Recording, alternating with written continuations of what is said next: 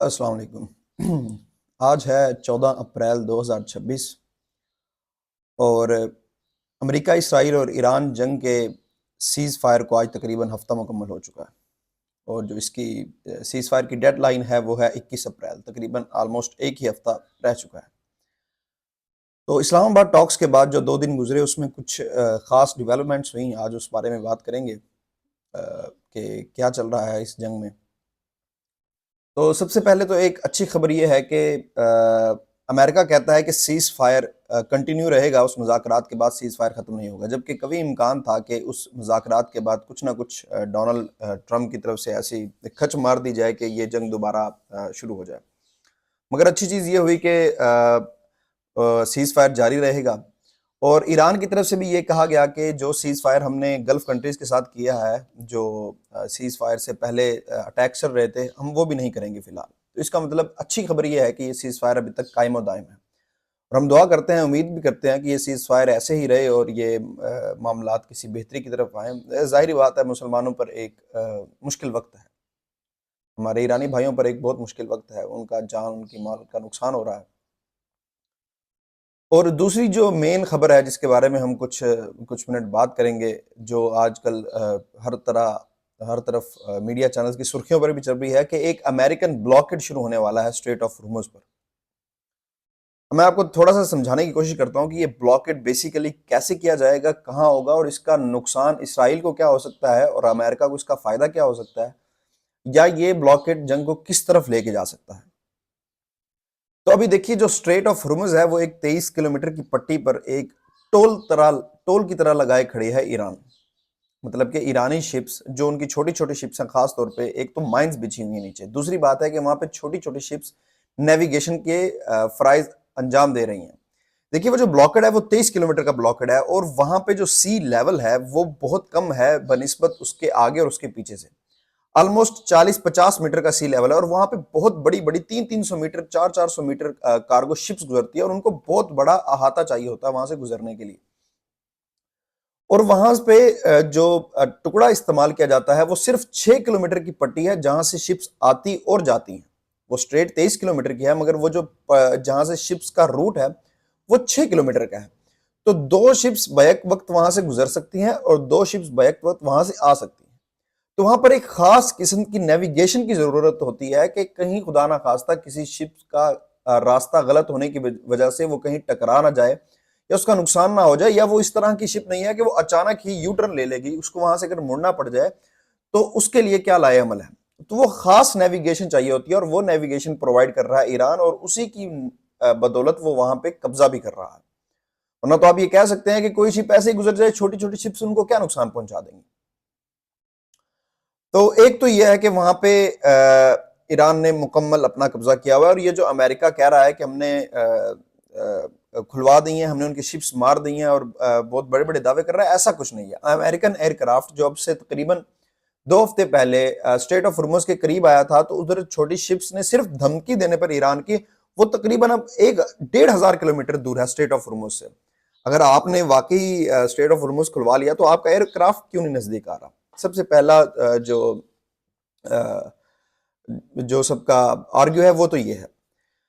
اب دوسری بات یہ ہے کہ امریکہ نے سوچا کہ چلو ٹھیک ہے، یہاں پہ تو ہم کچھ کر نہیں سکتے، یہاں پہ ہم آ نہیں سکتے، کیوں نہ ہم ایک آگے ہو کے ایک بلاکڈ لگا دیں۔ اب بیسیکلی بلاکڈ اپنے آپ میں ایک سیج ہے۔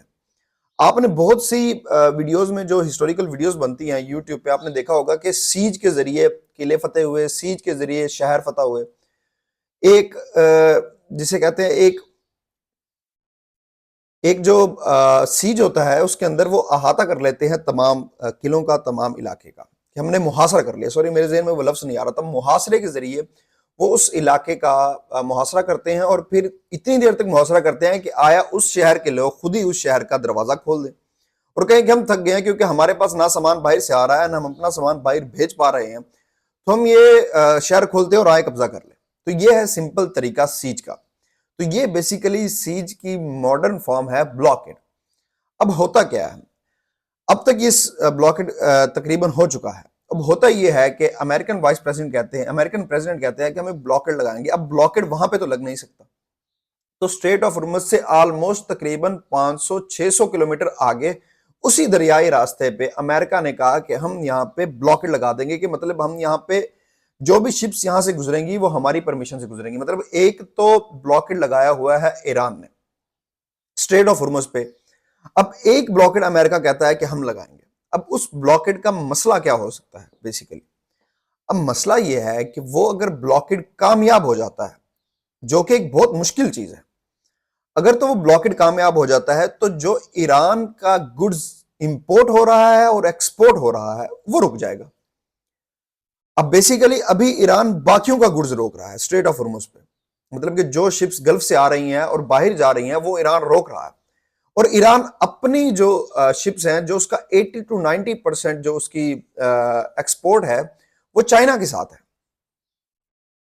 اور امپورٹ بھی کرتا ہے ایران۔ ظاہری بات ہے را مٹیریل آئے گا تبھی تو اسے فنکشن کر کے وہ بیچ سکے گا، تو وہ رکنے کا خطرہ ہے۔ اب اس کے رکنے سے ایک دن میں ایران کو $43.5 ملین کا نقصان ہوگا۔ اب اگر ظاہری سی بات ہے کہ امریکہ وہ بلاکڈ لگا دیتا ہے اور کوئی بھی ایرانین شپ کو امریکہ وہاں سے نہیں گزرنے دیتا، تو نہ ایران امپورٹ کر سکتا ہے نہ ہی ایکسپورٹ کر سکتا ہے، تو ایک دن میں $43.5 ملین کا نقصان ہوگا، اور ایک مہینے میں $13 بلین $13 بلین $13 کروڑ کا نقصان ایران برداشت کر سکتا ہے۔ اب یہاں پہ یہ مسئلہ ہے۔ اب دوسری طرف امریکہ کہتا تو ہے کہ ہم ہر شپ کو روکیں گے، لیکن امریکہ وہ پاسبلی کر نہیں سکتا۔ اب یہ جو امریکہ کا سٹیپ ہے، ظاہری بات ہے امریکہ کی طرف سے کوئی بھی جب سٹیپ اٹھایا جاتا ہے یا پریزیڈنٹ کسی بھی چیز کا اعلان کرتے ہیں تو اس کے پیچھے کوئی نہ کوئی اسٹریٹجی ہوتی ہے۔ ظاہری بات ہے ان کے ایڈوائزر کچھ کہتے ہیں کہ دیکھیں مہاراج ہم یہ عمل کریں گے تو اس کا یہ فائدہ ہو سکتا ہے، تو ظاہری بات ہے پیپر ورک تو انہوں نے کیا ہوگا، اپنا ہوم ورک تو کیا ہوگا کہ اس بلاکڈ سے ہمیں کیا فائدہ ہوگا، کیا نقصان ہوگا۔ اب جو محاصرے کی ایک سب سے بری چیز ہوتی ہے کہ جب محاصرہ کسی شہر کا کیا جاتا ہے تو وہ شہر تو پہلے ہی سمجھو تیار ہے نقصان اٹھانے کے لیے، اور اسی طرح ایران طویل عرصے سے تیار تھا اس نقصان کو ہمیشہ برداشت کرنے کے لیے، اور پچھلے 40 دنوں میں پوری دنیا نے یہ دیکھ بھی لیا کہ ایران نقصان اٹھا سکتا ہے، کیونکہ ایران نے بہت نقصان ان 40 دنوں میں پہلے ہی اٹھا لیا ہے۔ تو پہلی بات ہے کہ ایران تو تیار ہے اس سارا نقصان برداشت کرنے کے لیے، مگر آیا کیا امریکہ اور باقی دنیا تیار ہے یہ نقصان برداشت کرنے کے لیے؟ ظاہری بات ہے اگر اسٹریٹ آف ہرمز ہی نہیں کھلتا، امریکہ ایران تو اپنا نقصان کروائے گا ہی کروائے گا، مگر ساتھ بہت سے ممالک کا ہم جس میں ہم سر فہرست ہیں، پاکستان، انڈیا، ہمیں بہت نقصان ہوگا۔ اور کیا امریکہ اتنا پریشر برداشت کر سکے گا، اور کیا امریکہ پراپر پورا بلاکڈ اتنے لمبے عرصے تک چلا سکے گا؟ اب ظاہری بات ہے جو محاصرہ ہوتا ہے وہی طے کر دیتا ہے کہ کون جیتا کون ہارا۔ ظاہری بات ہے اگر محاصرہ توڑ کے بعد میں امریکہ بھاگ جاتا ہے تو امریکہ ہار گیا۔ اب محاصرہ کرنا تو آسان ہے، مگر سب سے مشکل ہے اسے قائم و دائم رکھنا کتنے لمبے عرصے کے لیے۔ تو فی الحال تو خبریں یہ ہیں کہ امریکہ اس بلاکڈ کی طرف چل چکا ہے، امریکہ نے یہ بلاکڈ کر دیا ہے پچھلے 24 گھنٹے سے۔ ظاہری بات ہے 48 سے 72 گھنٹوں کے بعد فیصلہ ہوتا ہے کہ تفصیلات جو اصل آتی ہیں کہ اس بلاکڈ میں کیا چل رہا ہے اور کس طرح کے معاملات ہیں۔ تو یہ بلاکڈ فی الحال تو ہو چکا ہے، اور یہ ایک موو ہوئی ہے کہ شاید یہ جنگ خدا نہ خواستہ دوبارہ دہانے پہ کھڑی ہو جائے۔ مگر دوسری طرف اچھی خبر یہ ہے کہ امریکہ نے ایک دفعہ پھر خواہش ظاہر کی ہے کہ ہم ایک دفعہ پھر ایران سے مذاکرات کرنا چاہتے ہیں۔ حالانکہ پچھلی دفعہ جے ڈی وینس نے تو یہ کہہ دیا تھا کہ ہم نے اپنی فائنل آفر ایران کے ٹیبل پہ رکھ دی ہے، now ball is in their court. اب فیصلہ ایران کا ہے، ایران کیا کرنا چاہتی ہے، کیا کرنا چاہتے ہیں، مگر ایک دفعہ پھر مذاکرات کی خواہش ظاہر کی ہے امریکہ نے۔ ہماری دعا ہے کہ یہ مذاکرات چلیں اور کسی نہ کسی منطقی انجام تک پہنچے جس میں تمام دنیا کی بھلائی اور یہ جنگ مسلمانوں سے ٹل جائے اور یہ نقصان بند ہو جائے۔ مگر ہم مزید آپ کو خبریں دیتے رہیں گے۔ اب تک کی خبر جو مختصر تھی وہ یہی تھی۔ آپ سے انشاءاللہ ملاقات ہوگی پھر کبھی۔ اللہ آپ سب کا حامی و ناصر ہو۔ پاکستان زندہ باد۔